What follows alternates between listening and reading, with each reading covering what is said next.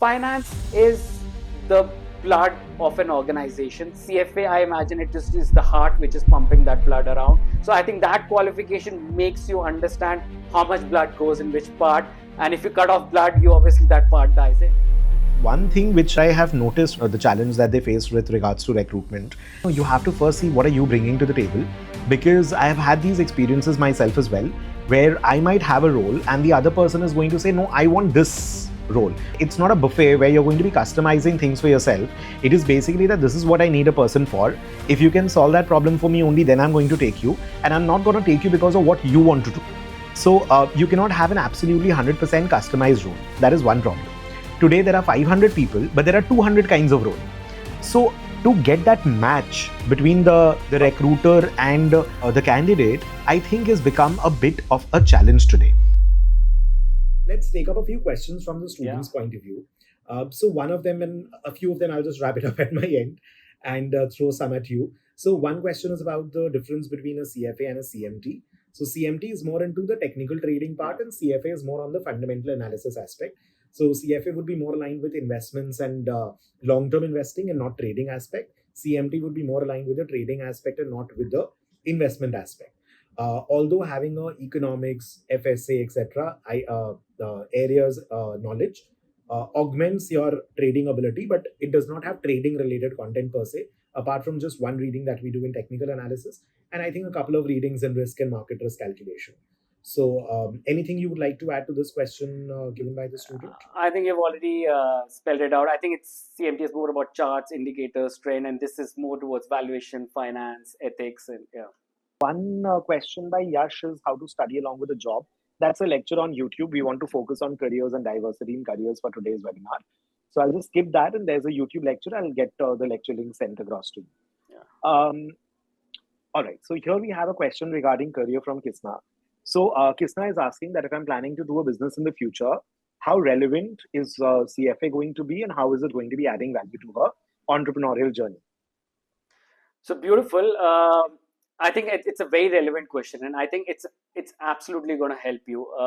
So I'll tell you how it for me it happens, right? So whenever I'll talk about when I was in a think tank out there, it was more entrepreneurial in a basis, right? So what does being an entrepreneur mean? Obviously, there's a product, there's a service which you're offering, but there's also an aspect about right from profitability of what you're doing out there, right? Is it making an investment sense? Are you getting the project return which you're looking at? Is it going to give me the right IRRs? And because you calculate all those when it comes to project finance, if you're doing a project as an entrepreneur. Other than that, if you're a young entrepreneur and if you have aspirations to raise capital out there, right, and you want to approach angels, VC out there, you better be sure what your business is worth. You should be on top of your numbers. You should be on top of what you're supposed to be, what you're valued at, right? You cannot build up a number. You cannot do anything out there, whether it's capital, and whether at any kind of business would also need capital raising, whether it's equity, which you may do evaluation. It's also debt. It's a fixed income market. So I think it's enormous. Finance is the blood of an organization. CFA, I imagine it just is the heart which is pumping that blood around. So I think that qualification makes you understand how much blood goes in which part.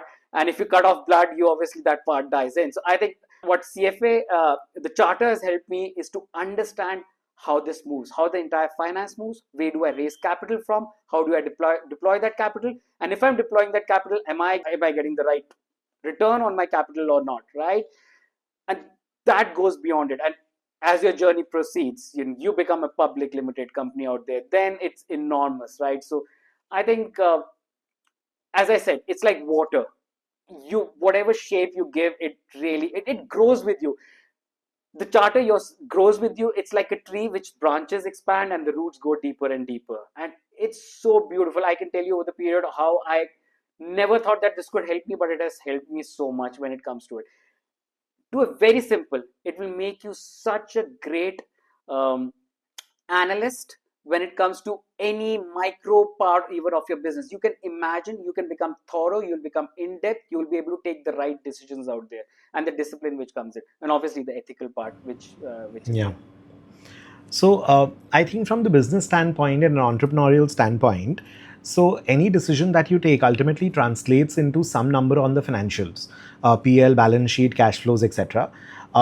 So your financial statement analysis, which talks about how to analyze a statement and not just preparing it, which is more from an accountant perspective. Second is also to understand the corporate finance bit of it, where you're trying to take decisions for the company. So there's working capital, there's corporate finance, IRR, NPV, the way to think. So the analytical and the logical thinking that helps you take decisions, which ultimately is financially rewarding.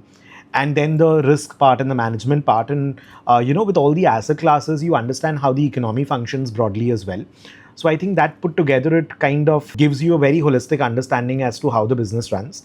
And I come back to my that classification of subjects. So accounts, tax, audit, law, that aspect of business which generally a CA firm is taking care of, is taken care of under the CA subject. When you're looking at the marketing, operations, HR, etc., that is when you're covering under the MBA part. And when you're talking about the finance, financial statement analysis, corporate finance, equity, portfolio, etc., that comes under the CFA purview. And from the business point of view, I believe financial statement analysis and corporate finance and equity, these three are the most important subjects that align with the entrepreneurial journey. So we have another question here. So if somebody is looking at getting an internship and a level 2 candidate, so fairly there, halfway there, so what kind of skills are going to be the most? So let me reframe his question. So he's asking about the bare minimum skills required. What are the skill set that are the most important or the preliminary skill set that somebody should work on? So once we generally start with a broader set of skills, and then we try to get into more specific and specialized skill set later. So what are the most important broad skills that we need to work on first? Yeah. So I think first, technical and investment skills should be really strong. You should be very strong when it comes to your technical understanding or the subject, very in depth about it. It cannot be superficial out there, and that's where I think whatever you're learning in the level 2 should be there. So I think that goes without saying. Once you've done that, I think it comes to a little bit of the softer skills also, right? Where your dedication and your persistence in what you're trying to do really helps you, right? The third part is the communication skill, right? As I said, it's really, really important for you guys. How do you communicate what you have studied? How do you articulate? When I say communication, it doesn't mean talking. It's also about articulating what you have studied, what you have understood in a meaningful manner for the person sitting on the other side, right? I think that communication skills is critically important out there. And I'm assuming you have the technical skills out there, because if you don't have the technical skills, if you in a way falter onto that, then no matter how good communication skills you have, no matter how good other soft skills do you have, a persuasion, it's not going to work it, right? So I think concentrate first on getting to understand your subject really, really well out there. You have an exam in November. Yes, it's July, August. Yeah, you still have time out there. Work hard, study hard, get better out there. But once you've done that, do all these three things. And the fourth one, and I said it in between, is network, right? If you, let's say, are looking at an industry, you're on LinkedIn, right? Go on LinkedIn, connect to employers, look at what employers are talking about. Their employers do post, go comment on it, or do something which is of effect to the employers. That's networking out there. And I'm genuinely saying, and once you start your network, you can reach out directly to the person working in a company that, what, I've been tracking your company for past 3-4 years. I love what you guys do. This is something of my work. Can I get an opportunity out there? I would love to come present, whether you have an internship or not. I love and come and meet you. Not, he may say, I don't have an internship. Yeah, we don't keep interns. There's no job opening. There's a job freeze. So what? I'm not looking for a job. I'm looking for your 10 minutes of your valuable time to get your insight and sharing what I know. Once you get that, you have made an impact. And I'm assuming your technical is strong, right? I mean, your fundamental technical and your understanding is very, very strong. Your capabilities out there. Do these 4 things, and I think it should really help you land an internship. Absolutely perfectly stated. And so when Gaurav is talking about articulating your thoughts, I'll just kind of expand into it. So when I am talking to a student who has not studied even level 1, and if I am to explain to him, let's say, how does a treasury department function, versus when I'm talking to a level 3 student, versus when I'm talking to Gaurav over here, and versus when I'm interacting with someone who's a banker, not in the treasury department, but he's in a bank, the way I'm going to explain the same thing or talk about the same treasury function is going to be different, because their background of knowledge, their understanding of the department is different. and what they want to know about treasury, which will help them because of their journey or their position is different. So when you're talking to somebody, how much do they know? What do they know about the subject? What aspect of that topic do they want to know, or what aspect of whatever you're bringing to the table do they want to know, which will help them? So, having and with what you're saying, are you being able to communicate clearly? Maybe what you're saying is something that is correct in your head, but it is not being communicated exactly in that way, in those words, to the other person. So, when with the words that you're saying, are they understanding the same thing or not? So that is what is articulating and communicating clearly, which I genuinely see that is a big problem in workplace. And it becomes extremely important that people are able to learn this part. And that's why I just wanted, to take a minute and expand this on what articulating is, because in general, when anybody is telling them that, you need to communicate better, and unfortunately, maybe in schools, we're not taught that well in terms of these aspects, and which becomes extremely, extremely important. Yeah, I'll just add So one more if I can, yes, right? The please. fifth part which I remember and which was very importantly told me is technology. So we expect your generation to be really ahead when it comes to technology, whether it's Python or any other programming language out there. Get some knowledge about how things work. And we have a practical skill module, right? For the Yeah. Python one. There's a reason why it's there. Hmm. Employers need it. So and you have that skill set. Trust me, a 40-year-old like me or 50-year-old like me or somebody out there well, like, I don't want to do all this. Maybe young chap will do it. You increase your value. Trust me. There is a concept of reverse learning nowadays. People like me talk to young guys and learn what is happening, what is changing in technology. Can you teach me what's happening? And this technology affects everyone, right? From all the companies which you're evaluating out there, how are they using technology? How are they using AI for cost efficiency? People are getting valuations basis on what they're trying to do. Let me be very clear.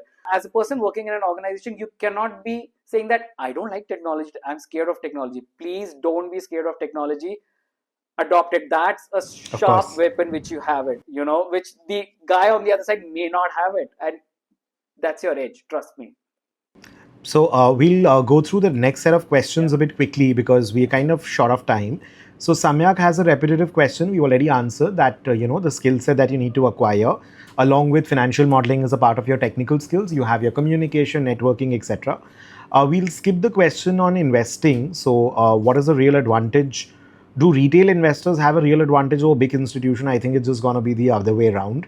So I'll just state that and swiftly move past that question. And there's another one about getting a campus placement into ICICI Bank.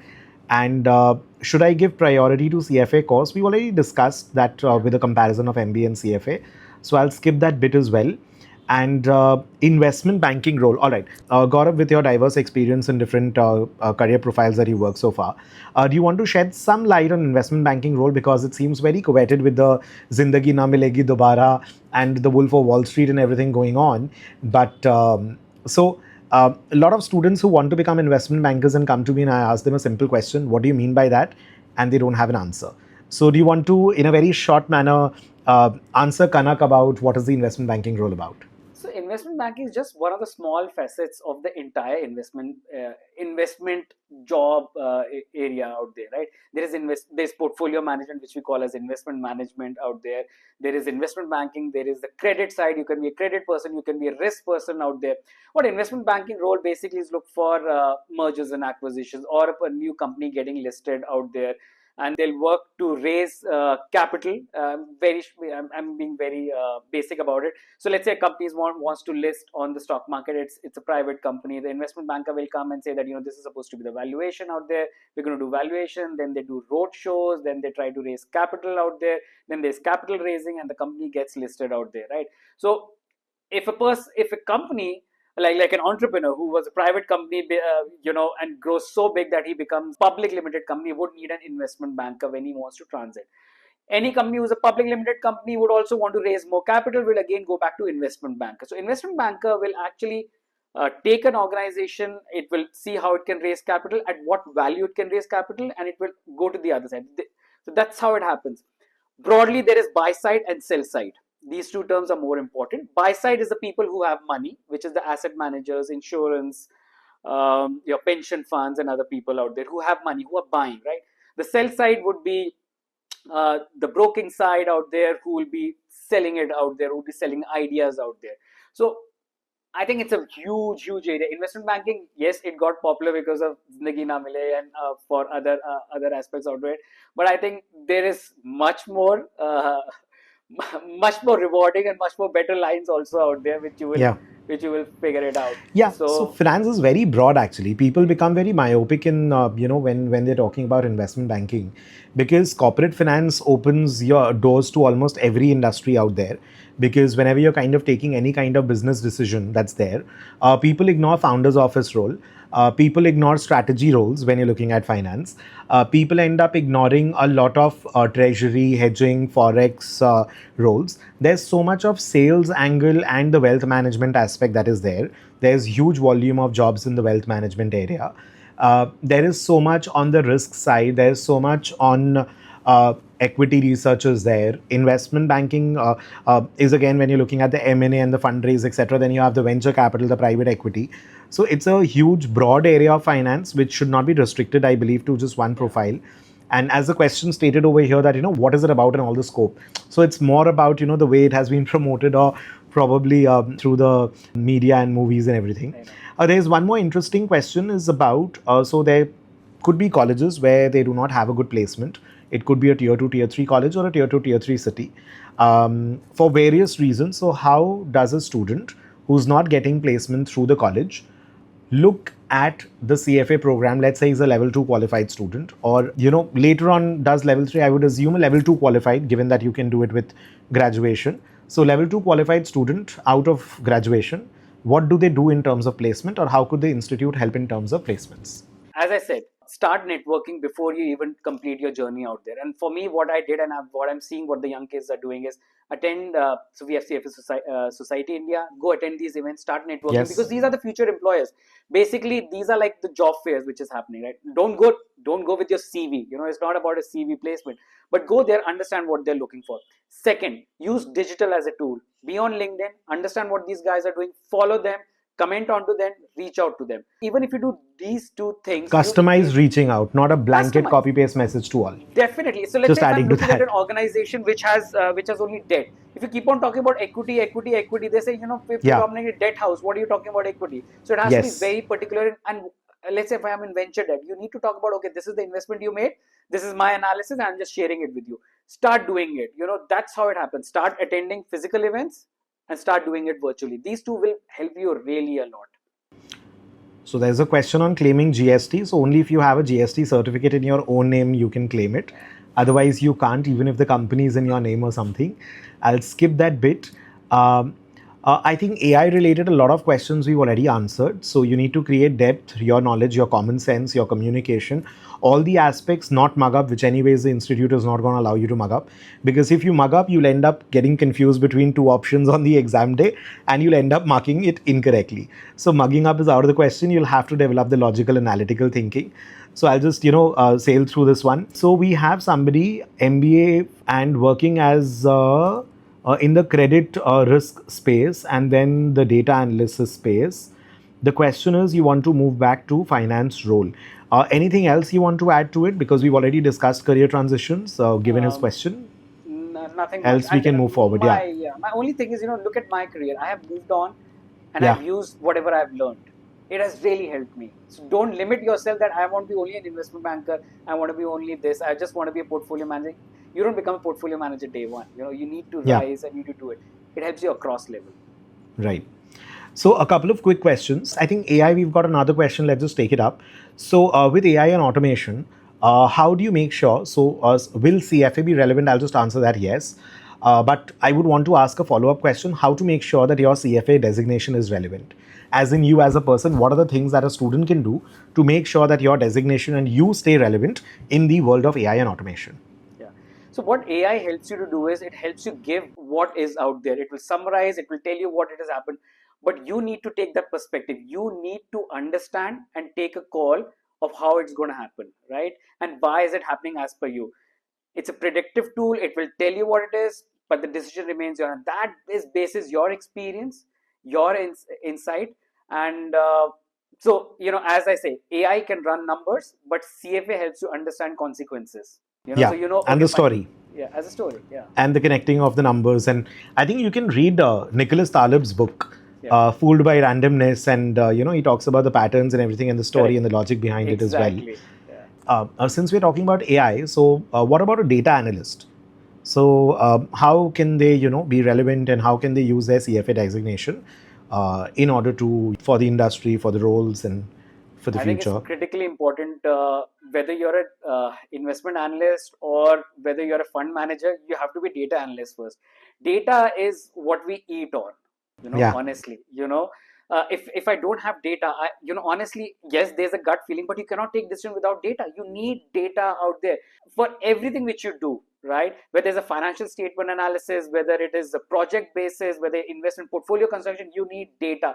So I think being really comfortable with data and being able to use data, and also you have your Power BI and other tools. You should be really comfortable with these tools out there. So I think it's but natural that everyone is at a basic level a data analyst as a charter holder. There's a question on wealth management. So we already discussed about networking and meeting people and communication. So that should do the trick. I want to take up this question. So what are the tech skills that are required?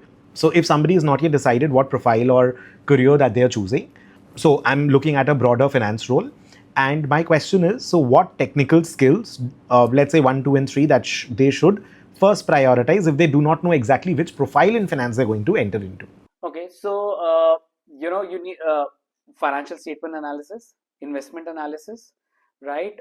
And I think data analysis. So when I say the data analysis, it also means a presentation of data out there. Okay. So if you're able to do that, and data analysis would be the first basic one. I put it at the last because you need to understand data, then you need to make an investment judgment. Let's say if you're in a portfolio, you need to make the portfolio judgment out there.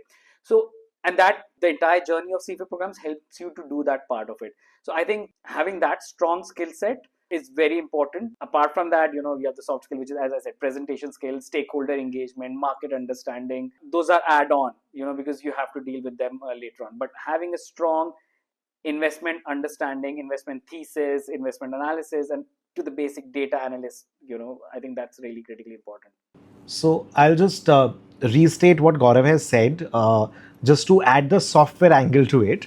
So when you're talking about the data analysis, if you're working with tons and tons of data, you need to look at Python. And if you're working with data analysis broadly, I think most of the profiles, they're going to be looking at MS Excel. When it comes to presentation, so earlier I was more fixated on the PPT aspect, but now I think everybody is using Canva, even for corporate decks and pitch decks and everything. So I cannot say that you have to use a Microsoft PPT and not a Canva. But so either of Canva or PPT. And if it is more about data presentation, then Power BI works very well.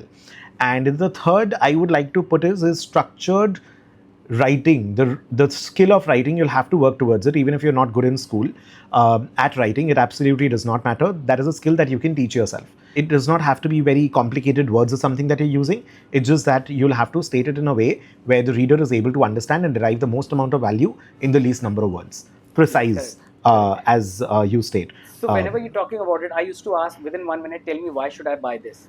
Three Yeah. points, top 3 points. Yeah. So he'll say that if it's an S stock, he'll say, because it's market sharing, because A, because B, and Hmm. because of C. I said, okay, fine, I got it. If you can tell the top three, it works. If it's not able to explain in top three and you have to go to Yeah, it does top not to work. list 10, Not it worth the does not time. work. So be articulate, be very specific. People don't have time. Like you don't have time. You look at shorts, right? Yeah. Nowadays, people say, I don't want to. Yeah, just Same with the shorts. employers. Yeah, he doesn't have time. You tell me why is this stock going to perform? What is your thesis? Or tell me where am I my thought process wrong? Very crisp and very clear out there. Yeah. So I'll take up the next question. So there's a choice given whether to increase your corporate experience or to get your certification in terms of CFA, FRM, CI, etc. So the idea is very simple. You're supposed to be studying along with work and not sitting at home and working after your graduation is done, for sure. Even with graduation, try to maximize your events and all of those things together. How do you look at the financial markets, not from an investment point of view, from a job point of view? So how do you see the financial space job market in India? So I think the penetration of financial products and finance is so low in India. I think it's a huge, huge market which will grow. Whether it's private wealth, right? And we have not seen how many private wealth Yeah. organizations and people are there. I'm giving you an example, right? It's a huge scope out there, right? Similarly, if you look at the percentage of Indian households investing in equity, that's one of the lowest numbers, right? So, facts and figures, and you can take it in banking, you can take it in insurance, you can take it in any other product out there. There is such a scope of India for financial services to expand. And once that services expand, all the corollary which comes along with it, right from investments to publicly listed companies to penetration, your market cap to GDP, everything has to grow. So I think it's a huge market which is out there.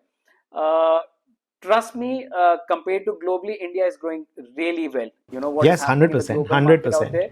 So I think I'm much more confident about what's happening in India and very optimistic about how the sector will grow and the jobs which will come in the sector will grow. With AI, things will change, right? But the knowledge does not change. So these are tools to get away. AI as a tool is going to get away with rudimentary stuff, which you're doing Yeah. repetitive stuff out there, which you're doing a data analysis, data set, and everything like that. But it doesn't take away the decision making. You have to be accountable for the decision which you're going to be there. AI is not going to be not that accountable. You only have to be accountable as a portfolio manager or investment. So I think it's a huge market. I wish I was your age right now because it's a great time to be. No, but then you'll not be getting calls from Singapore and Hong Kong to visit at this Yeah, time. It'll be all happening on Zoom. we all have figures. So correct. Yeah, Yeah. jokes apart. So there's one thing which what I have noticed with students and the challenge that they face with regards to recruitment. I would just like to add on a couple of things here. So one, you have to first see what are you bringing to the table, because I have had these experiences myself as well, where I might have a role and the other person is going to say, no, I want this role. You can't, it's not a buffet where you're going to be customizing things for yourself. It is basically that this is what I need a person for. If you can solve that problem for me, only then I'm going to take you, and I'm not going to take you because of what you want to do. So you cannot have an absolutely 100% customized role. That is one problem. Second, what I see is probably 15 years back or 20 years back, you had there were 100 people and there are 20 kinds of role. Today there are 500 people, but there are 200 kinds of role. So to get that match between the recruiter and the candidate, I think has become a bit of a challenge today because of this part. So this is my take on this bit. Yeah. So be open, be flexible. Yeah. If you're joining for a particular aspect of a job, it will change. By the year end, you may be doing something along with it also. You just keep on your responsibilities keep on increasing. It for me, whenever I've changed my jobs, there was a particular JD which I used to start with, and by the first, second year, third year, I was doing something much more beyond my JD was there, and that's where I grew. I never said, I don't want to do this. This is my JD. I'm being hired just for this. No, if you expand yourself, you expand. The more you, and I always say, the more you learn, the more you earn. So it's not only your qualification, but it's also what you learn on the job. The more you earn, if you learn everything which is around you, you make yourself indispensable. People don't want to get rid of you. I just want to thank you, Gaurav, so much for taking the time out and addressing the students. And I was very intrigued when I met you for the first time, and when you're talking about the government relations, and I was very curious to know as to what you do, and glad that we were able to bring that to the students and the attendees today. So thank you so much for your time, and any closing thoughts, and we'll call it a day. No, I think I'm very happy, and all the best to all the students. You're young, the world is growing, and people need you. Thank you so much, Gaurav. Thank you again.